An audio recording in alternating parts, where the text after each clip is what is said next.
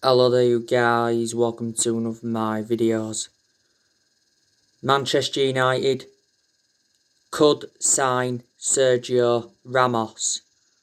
According to reports, Sergio Ramos will leave Real Madrid in the summer on a free transfer. Sergio Ramos said a few weeks ago that he wants to join Manchester United. He's rejected 2 contract offers from Real Madrid. Fabrizio Romano said not so long ago that we made no contact with Sergio Ramos's agent. Also, PSG want him. Now, if we was to get Sergio Ramos, we'd only have him short term. But he would go very, very well alongside Harry Maguire in our back line. He is the age of 34. He's been a long-serving player at Real Madrid. He's been at Real Madrid for like 16 years. He's made over 600 appearances for them in all competitions. He's won 22 major honours. Real Madrid got him from Sevilla back in 2005. They paid €27 million.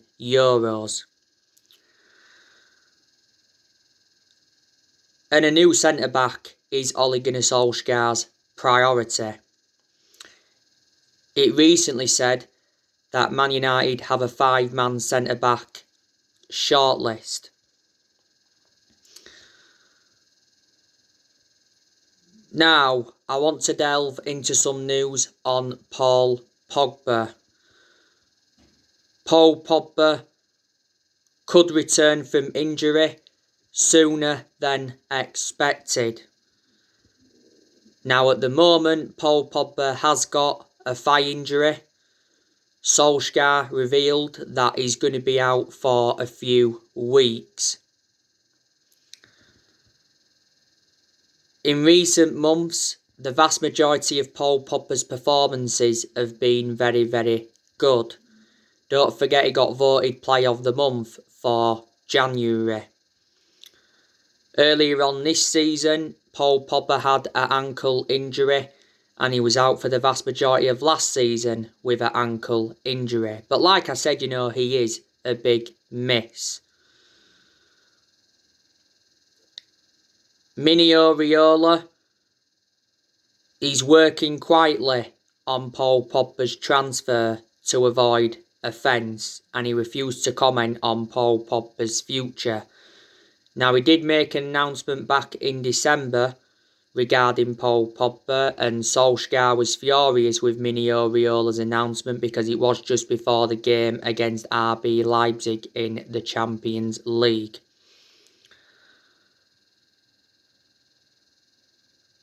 It does say that we've held talks with Paul Pogba regarding his future, and Solskjaer said not so long ago that Paul Pogba's happy at the club, and he suggested that Paul Pogba could sign a new contract. Earlier on this season, we triggered that 1-year extension on his contract, so he's under contract with Man United until June 2022. Now, last month it said that Paul Pogba was considering making a U-turn at the club. That means staying at Manchester United. And he contradicted his agent, Mino Raiola, for the second time. But his future is on hold until the end of the season. Now, there is 3 clubs that want him: Real Madrid, PSG and Juventus. I think there's a good chance that Paul Pogba will go back to Juventus because he did endure 4 good years with them before he rejoined Manchester United. And reports from Italy recently said that Juventus offered us 4 players in exchange for Paul Pogba.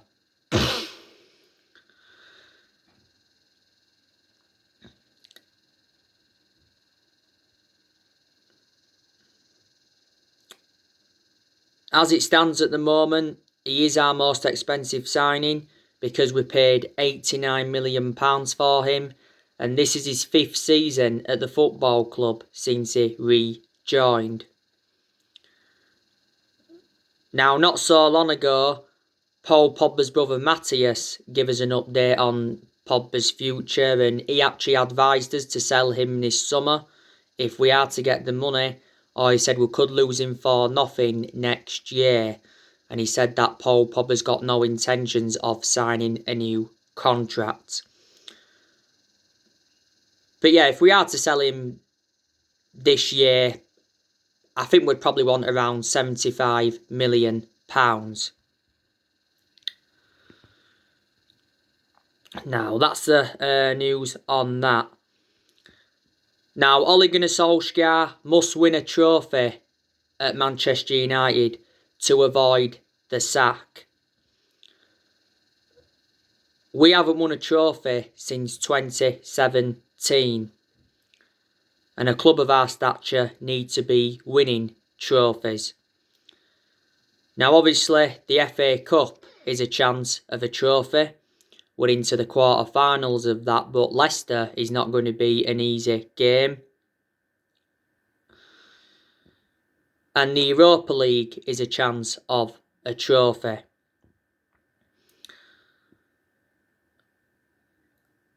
I have now disregarded the title. A lot of Manchester United fans have disregarded the title. Solskjaer insists that we are still in the title race despite the 1-1 draw with West Brom recently. He said we will not settle for second in the title race. Manchester City are 7 points in front of us. But it must be Solskjaer playing mind games because, you know, Solskjaer actually made an admission after the 3-3 draw with Everton, and he said we shouldn't be considered as title chasers. You know, a lot of United fans don't think we're going to win a title under Ole. I think we will win another title at some point. We haven't won the Premier League since 2013, so we haven't won it now for like 8 years. We haven't been in good form recently. We've only won 1 of our last 5 in the Premier League. But despite that, I am still Ole Gunnar Solskjaer in. You know, maybe there's still some fans that are Ole Gunnar Solskjaer out. Because I have seen improvements in that in recent months. You know, performances have improved and certain players have improved. And in some games, Solskjaer has got the best out of the team.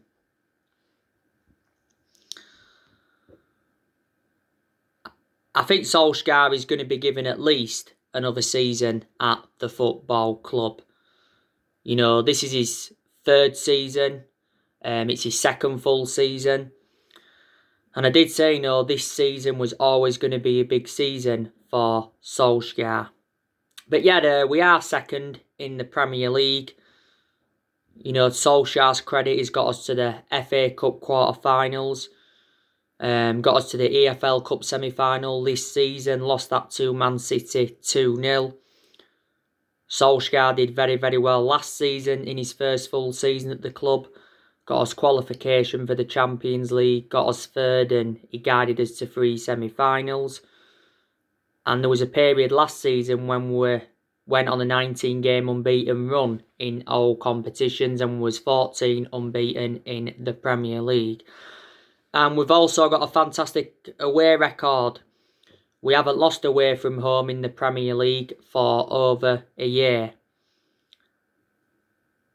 The last time we lost away from home in the Premier League was to Liverpool back in January 2020. This year's summer transfer window is very, very important for Manchester United because obviously we've got to make more signings.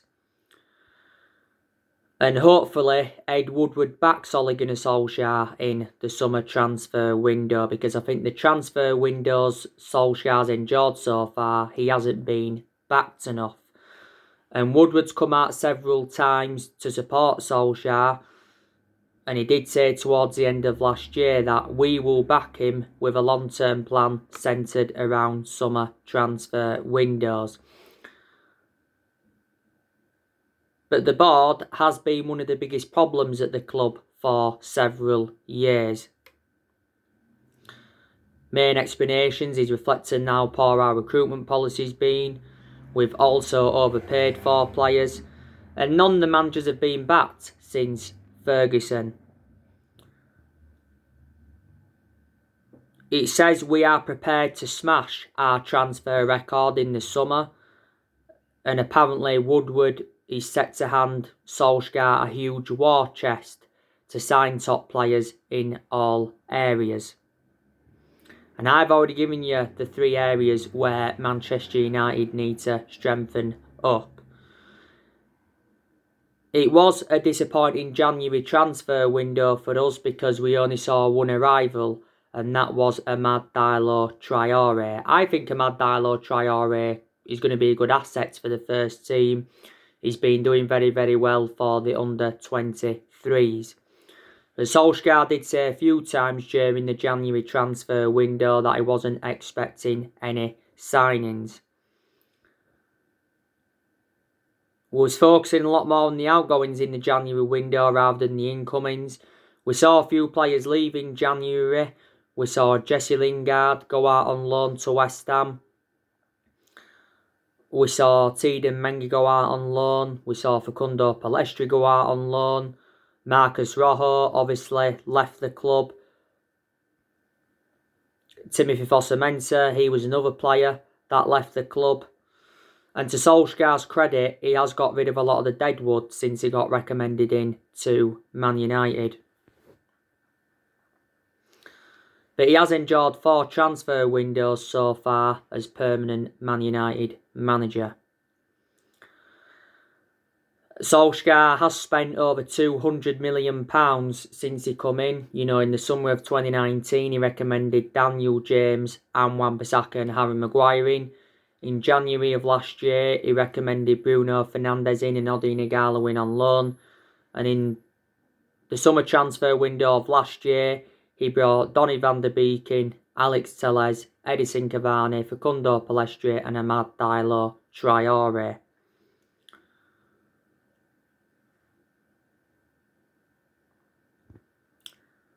And I also like the way that Ole Gunnar Solskjaer has promoted the youth. But obviously Solskjaer hasn't got all the players that he wanted to recommend in. There's a few players now that don't even get in R11. Obviously Tuanzebe doesn't get in R11. Brandon Williams doesn't get in R11. Daniel James, he's lost his place in the team. He doesn't get in R11. Phil Jones, he's another player that doesn't get in R11. Romero. You know, there's a few, isn't there? I think more players will leave Man United in the summer transfer window. Like I've said, there's a good chance that Paul Pogba will leave. Phil Jones, I think he should leave this year, but there again, Solskjaer said he's going to be given a second chance. Jones has been out with injury for the past 12 months. There's a good chance that Juan Mata will leave in the summer. His future is in doubt. Solskjaer made an admission earlier on this season saying that his future is uncertain. We've yet to trigger that 1-year contract extension for Juan Mata.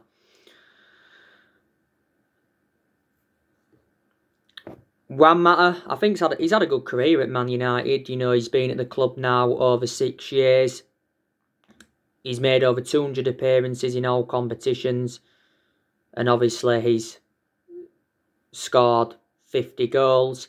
Earlier on this season, Juan Mata rejected an $18 million a year contract offer to play in Saudi Arabia. We got Juan Mata in a deal worth £40 million from Chelsea back in 2014. And did I mention him? Yeah, he doesn't get in R11 now, but he has played a few games this season. Nemanja Matic is also a player we could offload in the summer. Obviously, he isn't one of our first choice midfielders, but he still gets quite a lot of chances, does Nemanja Matic. Matic has been at the club now for over 3 years. We got him in a deal worth £40 million from Chelsea back in 2017. I've always had my reservations about him. He's always been a slow player, but he has enjoyed some good games as a Man United player.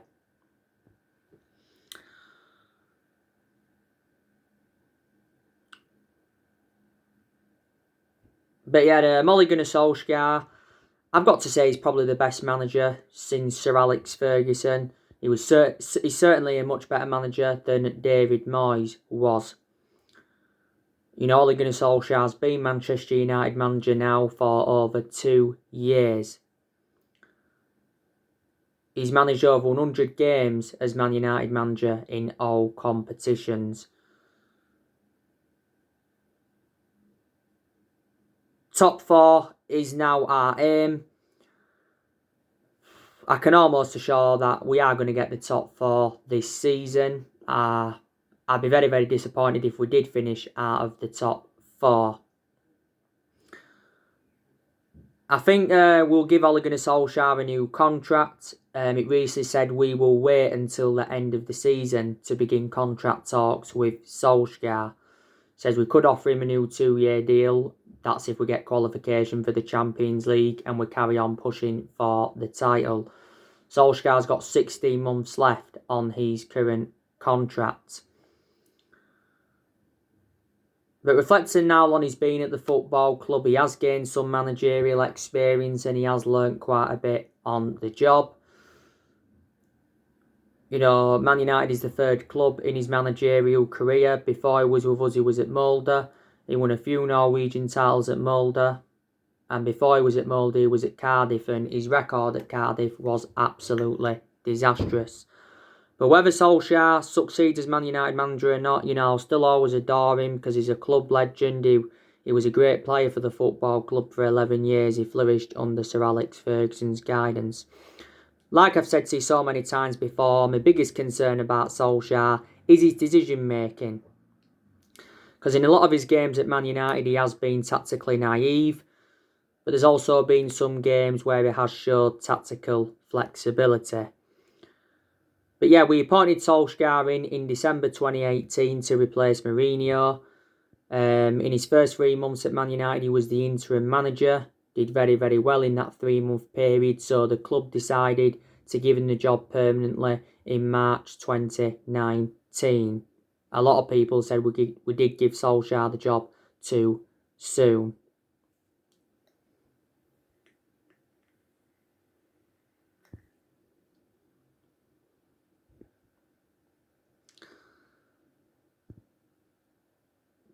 But like I've said to you before, we haven't been the same team since Sir Alex Ferguson retired.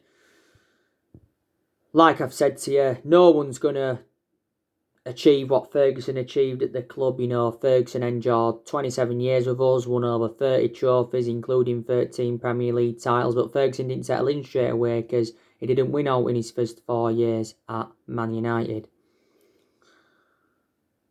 Good job we didn't sack him any time in that 4-year period, or wouldn't have had any success.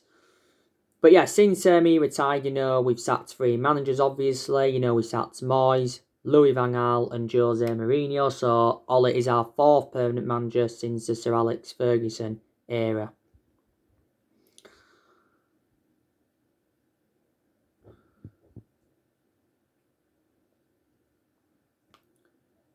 We've spent over £1 billion on players as well since Sir Alex Ferguson retired. And we must have brought around, 36, 37 players in.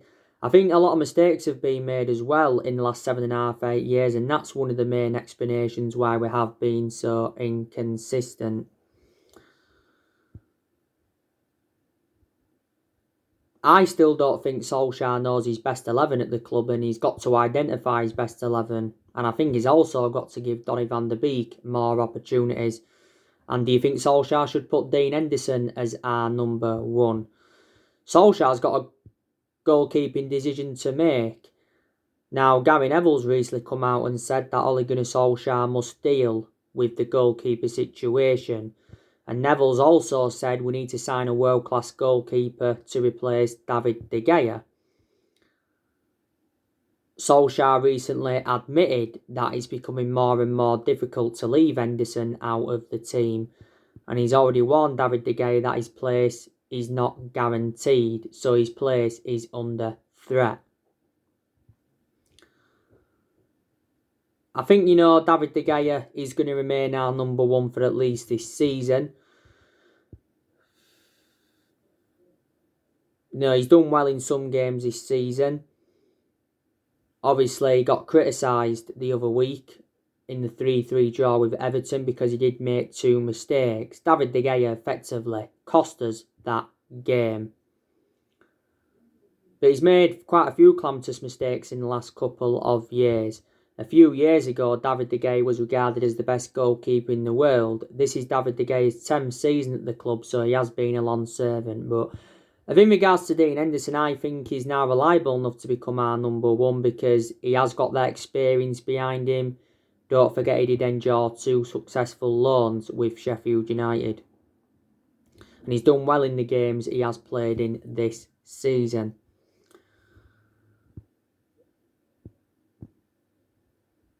But like I've said to you, these players that are really, really improving at Man United. Like I said, Dean Henderson's done well in the games he's played in this season. Luke Shaw, he's really, really improving. He's getting forward well. He's getting into good positions. He's putting good crosses into the box. He's creating chances for his teammates. And defensively, he has been superb. And Luke Shaw still remains our first choice left back, despite the arrival of Alex Telles last summer. Luke Shaw's had a good career at Man United, apart from his injuries. He's been at the club now over 6 years. I think also Eric Bailly has done very, very well in the games he's played in. I certainly prefer him to Victor Lindelof. But my element of concern about Eric Bailly is that he's too injury prone. Bailly's been at the club now over 4 years. Harry Maguire, he has improved and he's had some good games this season. But he still wasn't worth the £80 million that we got him for. Harry Maguire is the most expensive centre-half in the world at the moment and he's his second most expensive signing at the club behind Paul Pogba. And he is our current captain. Now, obviously, Harry Maguire was certain that it was a penalty when he got brought down in the 1-1 draw with West Brom. Obviously, VAR overturned the penalty. But Solskjaer disagreed with Harry Maguire because Solskjaer said that Harry Maguire was offside. I do think that Wan-Bissaka is also really, really improving. There's been some games this season where he's got forward well, he's got into good positions, he's put good crosses into the box. And defensively, Wan-Bissaka has always been superb. This is Wan-Bissaka's second full season at Man United. We got Wan-Bissaka in a deal worth £50 million from Crystal Palace in the summer of 2019. I think Fred's really improved. He weren't great yesterday on his 100th appearance against West Brom, but he's had a lot of good games this season where he showed good attacking intent. He's broke up the play well. We got Fred in a deal worth £52 million from Shakhtar Donetsk. I've got to say, Fred was an exceptional player at Shakhtar Donetsk.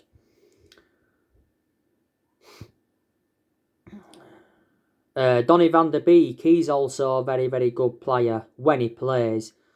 Most of Donny van der Beek's appearances come from the bench. And I expect him to play a hell of a lot more than he has done. He's only started 2 games in the league this season. That was West Ham and Southampton. Solskjaer made an admission earlier on this season saying that Van der Beek's unhappy at the club because of his lack of game time. But Solskjaer's obviously promised him more game time at Man United. Donny van der Beek didn't start against West Brom, but he did come on. We got him in a deal worth £40 million. we paid 35 million up front and there was 5 million in add-ons. And Donny van de Beek can play in like 3 different roles. It did say from ESPN during the January transfer window that we rejected several loan offers for Donny van de Beek. Bruno Fernandes now, he's an exceptional player. He's our best player and he's the best signing we've made since Ferguson because he's made the difference in the team. Oh, he's had a few bad games at Man United, but most of his games at Man United he has been very, very consistent. I thought though, to be honest with you, he was really, really poor against West Brom apart from that fantastic volley he scored.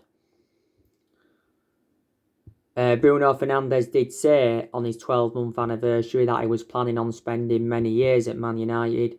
He's won Player of the Month now quite a few times, reflecting on his good performances. Fernandes is under contract with us until 2025. There's an option to extend his contract for a further year. He recently said we are 3 months into contract talks with Bruno Fernandes. We initially paid £47 million for him, but the overall cost is just over 67 million with add-ons included. Fernandes denies he needs a rest because he wants to help the club win trophies. Now, I've been very, very impressed with Mason Greenwood recently, but hasn't managed to score. I think Mason Greenwood has had some good chances. He's made some very, very good runs down that right flank. And he's got a lot of development in him. You know, this is his second full season in our senior squad. At the start of this season, we're giving that number 11 shirt. Earlier on this season, didn't really have much of a perception on Greenwood because obviously he had injury at one point. One point he was out with illness. And obviously at one point he was having personal issues. But Ollie's been defending him a lot this season. Marcus Rashford. Now, I think he's improved under Ollie. You know, he's definitely had some bad games. And he's had bad periods. You know, when he's not playing well, Rashford, you know, he gets in front of goal. And then his decision-making's poor, his passing's poor, and his finishing's poor. But when Rashford's playing well, he can get good runs in behind. He can create chances. And he can also score some very, very good goals. We need to keep Marcus Rashford out wide because that's where he's more effective. You know, he's much better on the left than he is on the right, but in general he's better out wide than he is centrally. Rashford has been part of the club for several years. And Edison Cavani, he's made a fantastic impact since he's come in. He weren't great though against West Brom. I thought he was quiet. Was Edison Cavani, and lacked chances, and that seldom happens when it comes to Cavani. And Cavani's future is in doubt because we've not triggered that contract extension yet. We got Edison Cavani on a free last summer. He signed a 1-year contract with Man United with an option of a 2nd year. But I like the way Edison Cavani holds up the play. His movement in and around the box is good. He creates chances. And he scores very, very good goals. So yeah, these good players in our team. And like I've said, I think our current squad is good enough to finish at least in the top 4.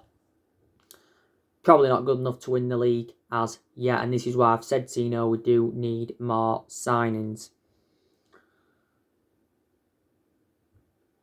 Your Real Sociedad Man United preview is actually coming up tonight, so join me for that one. I'll be doing another video though before I come up with the preview for the Sociedad game. Will Solskjaer rotate for the game against Sociedad? I presume we'll make changes from the 1-1 draw with West Brom. I think we can get past Sociedad. Sociedad are a great team, but they're not a poor team either. You know, Sociedad is sitting, is it 5th in the La Liga? Their current manager is Emmanuel Alguacil, if I've pronounced his name correctly.